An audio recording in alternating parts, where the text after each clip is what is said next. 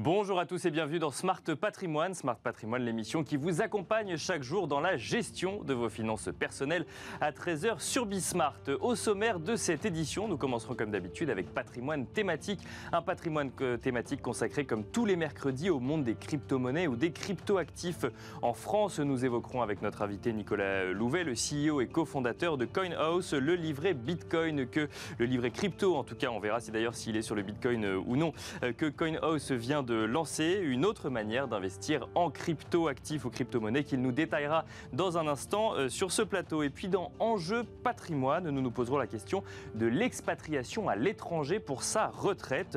L'idée était en vogue il y a quelques années avec des destinations comme le Portugal, l'Espagne ou encore la Grèce qui étaient généralement privilégiées. Qu'en est-il aujourd'hui et qu'est-ce que cela implique dans son quotidien? Nous en parlerons avec Paul-Marie Schneider, avocat en droit fiscal chez Berry Law, et Christelle Biganzoli, fondatrice de Ritchie. Bienvenue à vous tous qui nous rejoignez. Smart Patrimoine, c'est parti. Patrimoine thématique en partenariat avec l'Anacofi.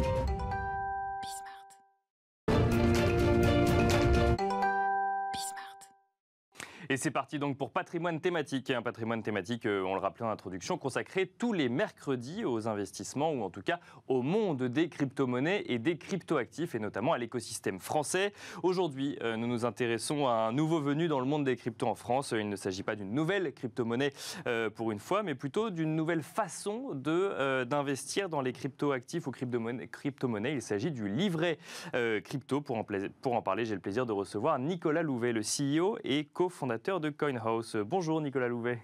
Bonjour Nicolas. Bienvenue sur ce plateau. Je dis que c'est un nouveau venu chez CoinHouse. Ça existe déjà, effectivement, le livret crypto. Pourquoi est-ce que CoinHouse fait le choix de lancer un livret crypto?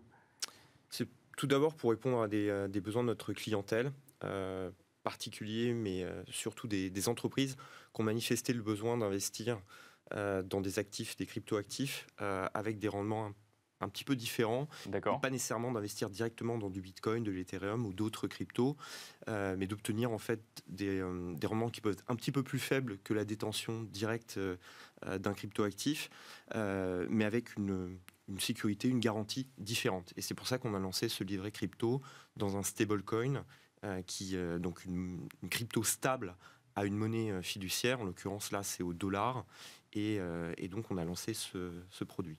Alors, quelles sont les caractéristiques du livret crypto chez CoinHouse? Vous disiez qu'il y avait un rendement, c'est un rendement garanti. Il est à quel niveau?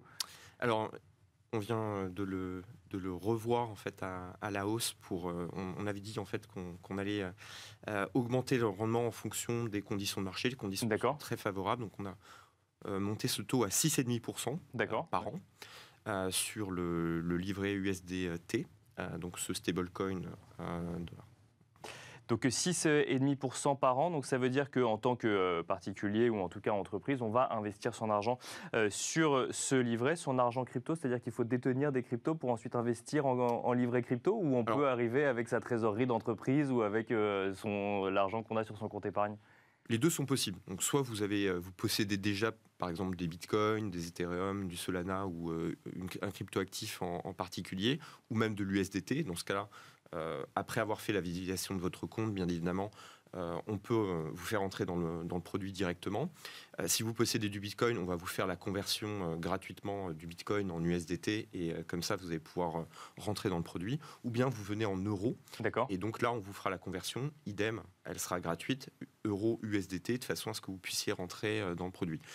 Si vous êtes en dollars aussi, les choses sont également facilitées.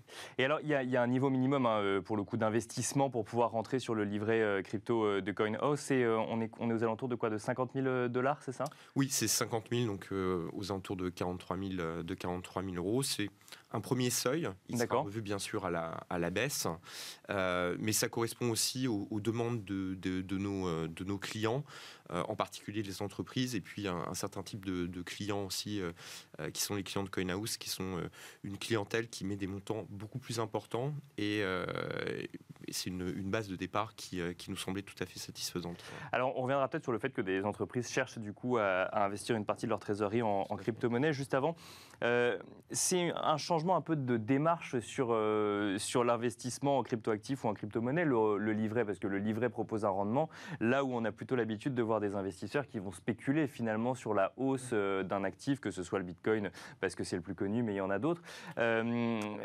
Ça pose deux questions. La première, est-ce qu'il y a une vraie demande du coup pour un actif qui va proposer un rendement, du coup garanti, mais annualisé? Et la deuxième question, c'est comment est-ce qu'on fait dans des marchés aussi volatiles pour proposer un rendement pareil? Donc première question, est-ce qu'il y a une vraie demande aujourd'hui pour ne pas spéculer, mais au contraire avoir un revenu lissé presque en crypto-monnaie? Alors oui, tout à fait. En fait, là, c'est vrai que le marché le plus connu, c'est la détention d'une crypto comme le Bitcoin, par exemple.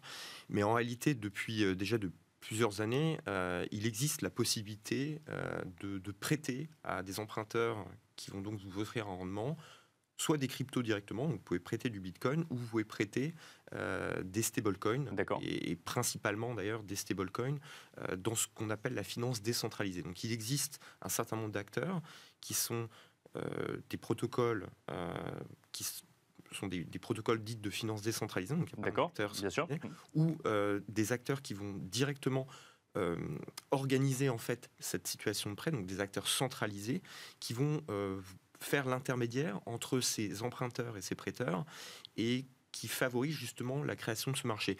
Et la raison en fait profonde de ce marché, c'est qu'il y a dans ce marché crypto qui reste encore assez naissant, un besoin de la part des investisseurs au sens large de pouvoir emprunter des cryptos pour pouvoir investir sur les marchés.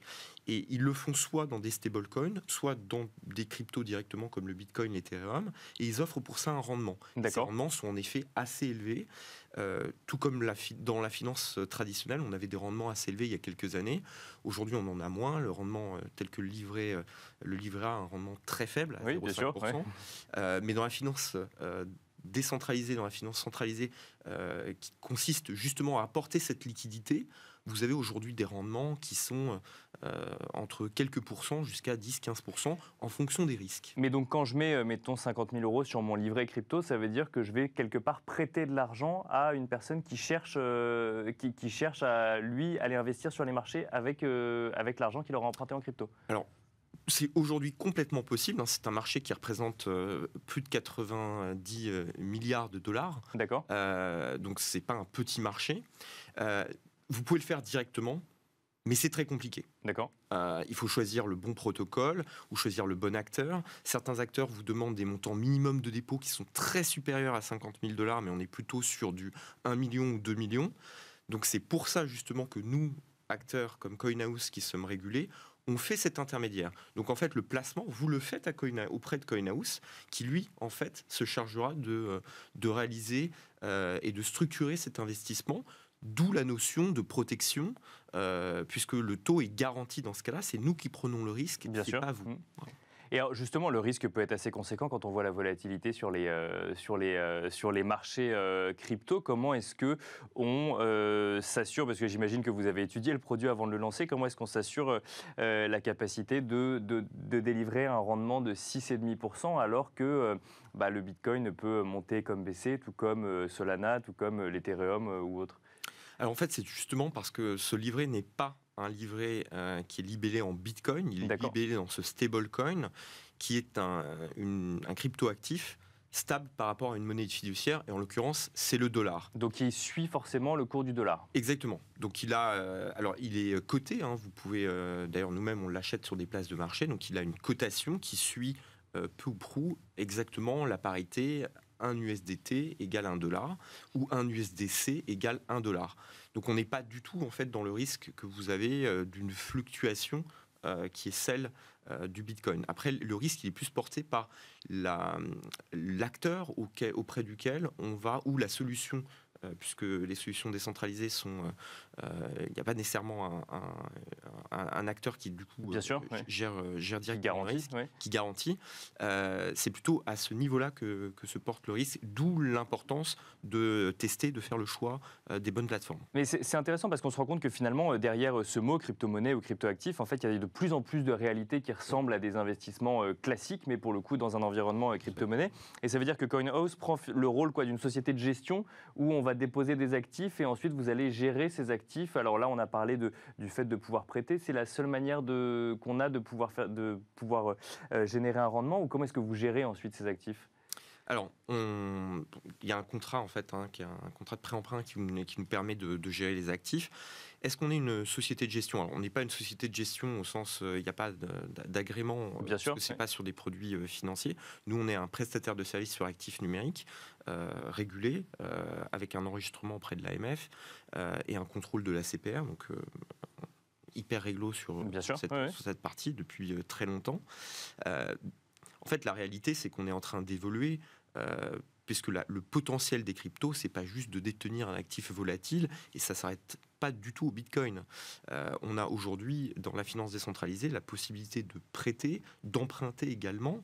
Donc les cryptos et certaines cryptos permettent de payer également. Vous pouvez payer avec du Bitcoin si vous le voulez, mais surtout vous pouvez payer avec un stablecoin. Donc quelque part, faire un paiement en stablecoin dollar, c'est faire un paiement dans une monnaie fiduciaire. Ça peut vous permettre, par exemple, d'envoyer très rapidement des dollars entre l'Europe et les États-Unis ou un autre pays, sans passer par le système traditionnel. Donc, en fait, ce dont on est en train de parler, c'est le métier de la banque.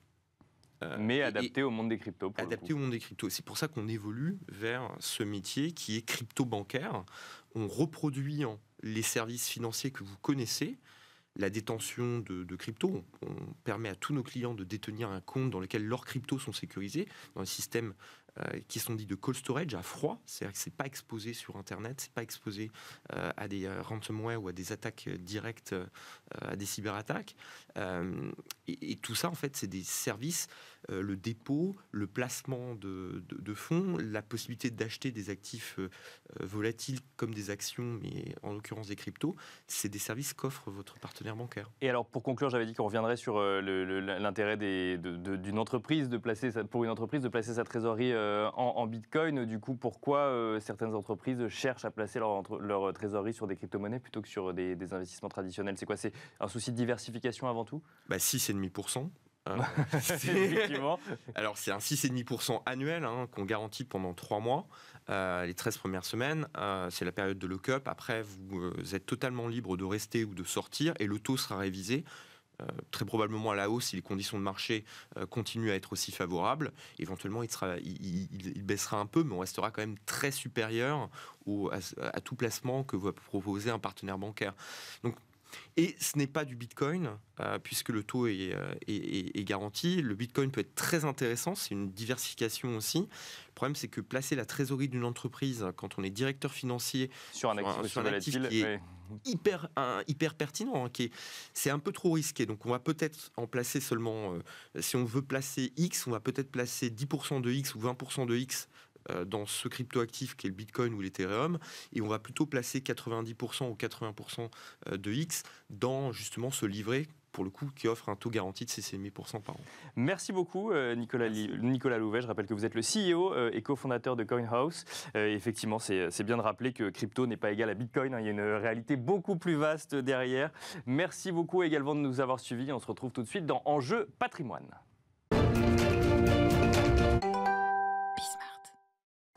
Et c'est parti à présent pour Enjeu Patrimoine, un enjeu patrimoine où nous allons nous poser la question ensemble que de nombreuses personnes se posent quand elles arrivent en âge d'anticiper leur retraite. Faut-il s'expatrier dans un autre pays afin de couler des jours heureux au soleil et éventuellement améliorer son niveau de vie? Une tendance qui est en vogue depuis plusieurs années. Mais je vous propose de faire ensemble le point aujourd'hui sur la situation, un point que nous allons également faire avec Paul-Marie Schneider, avocat en droit fiscal chez Berilo. Bonjour Paul-Marie Schneider. Bonjour. Bienvenue sur ce plateau et un point que nous allons également faire avec Christelle Biganzoli, fondatrice de Ritchie. Bonjour Christelle Biganzoli. Bonjour Nicolas. Bienvenue sur ce plateau. Un petit mot rapide sur Ritchie, c'est un cabinet en gestion de patrimoine qui va fêter ses 1 an bientôt, dans quelques mois, et qui s'est marqué sur la page d'accueil de votre site internet, accompagne en France mais aussi à l'étranger. Donc vous êtes la personne tout indiquée pour nous parler de cette expatriation lorsqu'on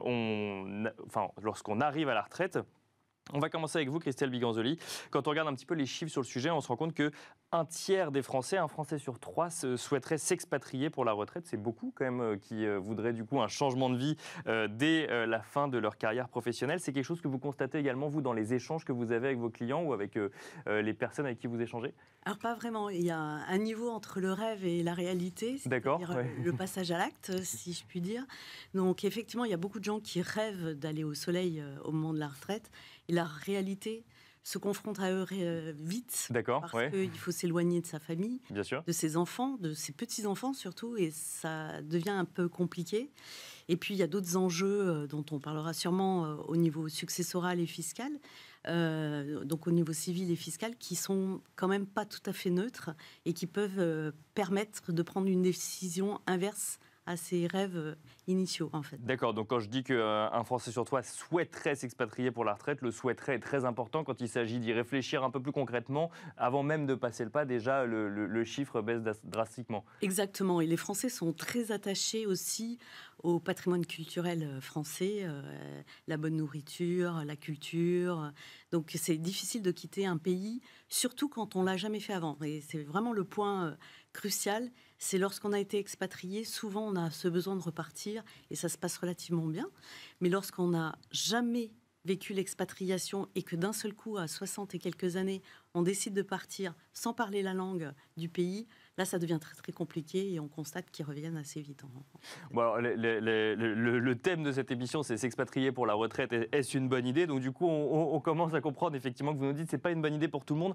Pour ceux qui font le pas, qui se disent, bon, j'ai envie d'aller m'expatrier à l'étranger pour ma retraite, qu'est-ce qui les attire? C'est quoi c'est le fait d'avoir une météo plus clémente? C'est le fait d'avoir un niveau de vie plus élevé? Quelle est la carotte finalement pour s'expatrier? Alors, la plupart du temps, nous, en tant que conseiller en gestion de patrimoine, la plupart du temps, la carotte, elle est fiscale.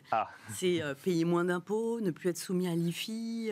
Enfin, c'est ce qu'on pense, en tout cas. Mais on le sera toujours si on laisse des biens derrière soi en France. D'accord. Mais c'est effectivement le côté aussi plus prosaïque qui est le soleil et la qualité de vie, l'accueil des personnes, on pense que l'herbe est plus verte ailleurs, donc c'est un peu du rêve, effectivement, que l'on va chercher à l'étranger.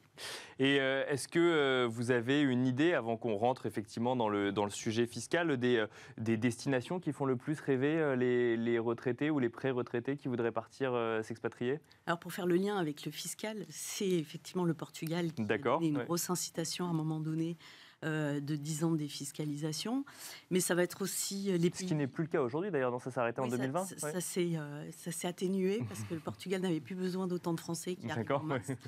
Il y a les pays francophones, comme l'île Maurice, qui portent aussi un grand intérêt. Et puis pour tous, justement, les anciens expatriés, tous les pays anglophones, qui leur permettent de continuer à converser dans une langue qu'ils connaissent en général relativement bien. Donc en gros, c'est les pays de défiscalisation type Dubaï, Portugal et autres, mais aussi les pays de soleil et les pays dont on parle la langue, effectivement. Paul-Marie Schneider, le sujet fiscal revient quand même assez régulièrement. C'est donc du coup, j'imagine, un sujet que vous devez évoquer assez souvent avec vos clients. Est-ce que c'est plus intéressant d'aller s'expatrier pour sa retraite d'un point de vue fiscal? Alors, pour répondre à votre question, on ne s'expatrie pas que pour du fiscal. D'accord. Ce n'est pas tenable sur le long terme. L'expérience qu'on a, c'est que ce sont des gens qui finalement reviennent après. Pour du fiscal, on va regarder vos revenus. Tous les pays ne sont pas intéressants selon vos revenus. On a parlé du Portugal, effectivement, pour des retraites. Mais quelqu'un qui aurait beaucoup de revenus immobiliers de source française resterait taxable en France. D'accord.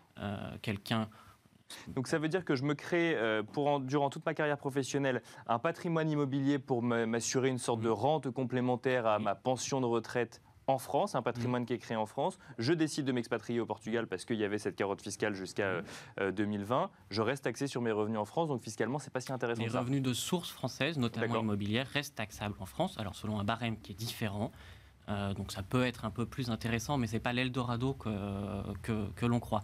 Surtout, il faut bien insister là-dessus. Les gens qui partiraient pour des raisons simplement fiscales, il faut qu'ils soient qualifiés dans le pays où ils arrivent de résidents fiscaux du pays. Là, on a beaucoup de conventions fiscales qui sont applicables Et on a des critères à remplir, qui sont des critères de foyer d'habitation permanent, qui sont des critères de centre des intérêts vitaux, et des critères de lieu de séjour habituel. Alors je vais m'arrêter un petit peu là-dessus, parce qu'une croyance répandue est qu'il suffit d'être 183 jours dans tel pays, ou en tout cas de ne plus être 183 jours. C'est ce que j'allais vous dire, plus de 6 mois. On se souvient d'un fameux chalet en Suisse où effectivement il fallait y être plus de 6 mois et 1 jour, mais donc c'est pas forcément le cas partout. C'est un critère qui n'existe pas, notamment dans les conventions fiscales que nous avons, et on a des arrêts là-dessus. On regarde le lieu du séjour habituel qui n'est pas forcément lié à une durée à 183 jours. On va regarder la fréquence des séjours, on va regarder la durée du séjour effectivement, mais on va regarder la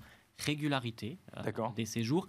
Et c'est surtout quand on prend les critères de qualification, c'est un critère qui arrive assez tard, c'est-à-dire que c'est le 3e critère, quand on arrive sur le critère du nombre de jours, quand on commence à compter et à regarder un peu son agenda pour essayer de se rassurer, cela veut dire que vous n'avez pas réussi à convaincre l'administration sur les 2 premiers critères, foyer d'habitation et d'un centre des intérêts vitaux. Donc on peut peut-être définir les 2 premiers avant d'aller sur le 3. Enfin, si maintenant qu'on a compris que le 3e ne suffisait pas. Le premier, c'est surtout que ce sont des critères qui sont successifs. Donc, c'est-à-dire qu'on passe aux critères d'après seulement si les premiers critères ne sont pas remplis. D'accord. Donc, le premier, c'est un critère de foyer d'habitation permanent. Là, on va regarder où est-ce que vous avez un foyer d'habitation permanent. Qu'est-ce que c'est ? C'est un foyer disponible, propriétaire ou locataire, à titre onéreux, un logement à titre onéreux ou à titre gratuit. Donc vous pouvez être logé en permanence chez vos enfants, si vous avez un lieu qui est habilité pour vous. Donc ça, c'est un critère de foyer d'habitation permanent. Donc on pourrait se dire, si j'achète une maison au Portugal, en Espagne ou au Royaume-Uni, mais bon, j'imagine que là, pour le coup, le niveau de vie est un petit peu plus cher, mais en tout cas dans un pays anglophone, normalement, je corresponds à ce premier critère. Vous correspondez. Vous pouvez avoir un foyer dans 2 pays. Ça D'accord. marcherait si vous n'avez plus du tout de foyer d'habitation en France. Les gens qui partent ont du mal à tout quitter d'un coup. Donc au début, ce critère est un peu complexe. On garde un appartement, on garde un logement qui est loué, on se garde un lieu d'habitation chez des enfants dans une résidence secondaire, on se garde un lieu de repli. Ce qui fait qu'on n'est pas forcément crédible vis-à-vis du premier critère. Ce qui fait que ce premier critère n'est pas forcément rempli, et on passe ensuite sur un critère du centre des intérêts vitaux. Et là, on regarde les liens personnels et économiques. Donc là, on va regarder où est votre famille. Alors, le thème était sur la retraite, donc on va être peut-être un peu moins attentif sur la scolarisation des enfants. Bien sûr, c'est plus le cas. Mais est-ce qu'on a des liens dans le pays, finalement ? Exactement, on va regarder où sont vos abonnements de loisirs, où est-ce que vous vous faites soigner, où est-ce que vous vivez, où est-ce que vous avez une voiture qui est immatriculée, où est-ce que sont vos revenus, votre patrimoine. Donc ça, c'est le 2e critère. Et ensuite, effectivement, si on n'arrive pas à convaincre de ce 2e critère en France ou à l'étranger, qu'on passe sur le 3e critère. Et alors, donc, si jamais on remplit tous les critères, est-ce que c'est forcément plus avantageux fiscalement alors, au Portugal, il y avait effectivement cette carotte fiscale. Aujourd'hui, est-ce que c'est toujours le cas ? Il y a le Portugal qui, effectivement, reste attractif, puisqu'on est à une taxation de 10% quand elle était à 0.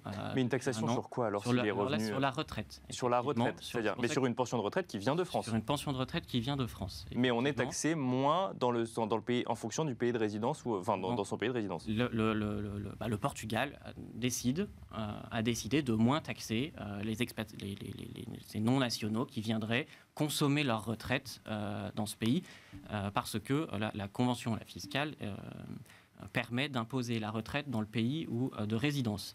Donc voilà, donc là c'est ce que vous disiez, le Portugal a moins besoin aujourd'hui de retraités. Donc il a augmenté, il a créé cette imposition à 10%. Il y a d'autres pays, la Grèce le double un peu, est à 7%. Donc si vous avez sur des pensions de retraite, vous pouvez toujours trouver des pays. Pour faire le lien avec ce que nous disions au début, si vous avez des revenus immobiliers en France, ils resteront taxables en France. Même si vous êtes résident. Même si vous êtes résident ailleurs. Donc il faut regarder au cas par cas les revenus. si vous aviez par exemple des revenus pour aujourd'hui de crypto-monnaie, la Biélorussie est un Eldorado. Vous pouvez y aller. Bon, pour l'anecdote, effectivement. Mais ça veut dire qu'il faut voir si effectivement ça vient dans les sujets. Alors, pour faire le lien, donc vous nous avez dit également que vous avez vu qu'un certain nombre de retraités s'expatriaient pour des raisons fiscales revenir. Une dernière question avant de revenir justement sur ces retraités qui reviennent avec vous, Christelle Biganzoli. Si je me fais soigner systématiquement en France, est-ce que je suis quand même considéré résident au Portugal ou en Biélorussie pour le coup ? Ça permet de déterminer vos liens personnels avec un pays. Alors, la personne qui se ferait soigner en urgence parce qu'elle se trouve dans le pays et tombe malade, ça ne permettrait pas de qualifier de résidence fiscale dans le pays où on est soigné. La personne qui rentrerait de manière très régulièrement pour se faire soigner en France, risque de se retrouver à être qualifiée de résidente fiscale française. Christelle Biganzoli, c'est effectivement quelque chose que vous faites ressortir tous les deux, c'est que c'est très compliqué finalement de quitter son pays quand on ne l'a jamais fait. C'est-à-dire qu'il faut accepter de quitter potentiellement une résidence principale, de quitter un niveau de soins auquel on était habitué, il faut quitter sa famille, il faut y passer suffisamment de temps, de temps hors de France pour justifier qu'on est retraité. C'est ce qui vous fait dire à tous les deux, et notamment à vous, que en fait, c'est beaucoup plus rare qu'on ne le pense de s'expatrier pour la retraite. Exactement, je pense que ça fait partie d'une mentalité. En tout cas, ce qui est sûr, c'est qu'il faut se faire impérativement accompagner. D'accord. Parce que là, on a parlé beaucoup de fiscalité, mais après, il y a tous les aspects civils, notamment si on a été marié entre les années 92 et 2019. On peut changer de régime matrimonial si on reste 10 ans à l'étranger, ce qui peut poser quand même des soucis au bout d'un moment. C'est-à-dire changer de régime matrimonial sur demande de l'un des deux conjoints, par exemple ? C'est ça le problème, c'est que c'est une mutabilité non décidée, imposée par il faut le savoir, effectivement. Européen. C'est-à-dire que, alors en général, il y a des mutabilités à plusieurs niveaux. C'est quand on part dans les 2 premières années de son mariage. Bon, voilà, je pense que, à moins de s'être marié juste avant, donc sans contrat. Et donc, on est soumis à une mutabilité au bout de 2 ans ou au bout de 10 ans si on reste dans le pays. D'accord. Ce qui peut poser effectivement de graves problèmes. Même si on part tous les deux, on est d'accord pour le coup. Même si on part tous les deux. D'accord. Et vous ne recevez pas de faire-part de qui que ce soit. D'accord, ok, bien sûr. Donc ça, ce point-là, heureusement, on peut le régler en décidant de manière définitive de figer le régime matrimonial au régime français. Bien sûr. On peut aussi décider, parce que ça c'est un autre point réglementaire qui date de 2015, on est soumis, alors on connaît bien l'histoire de Johnny Hallyday qui a fait sensation, mais qui nous permet, nous, d'exposer en images plus facilement à nos clients.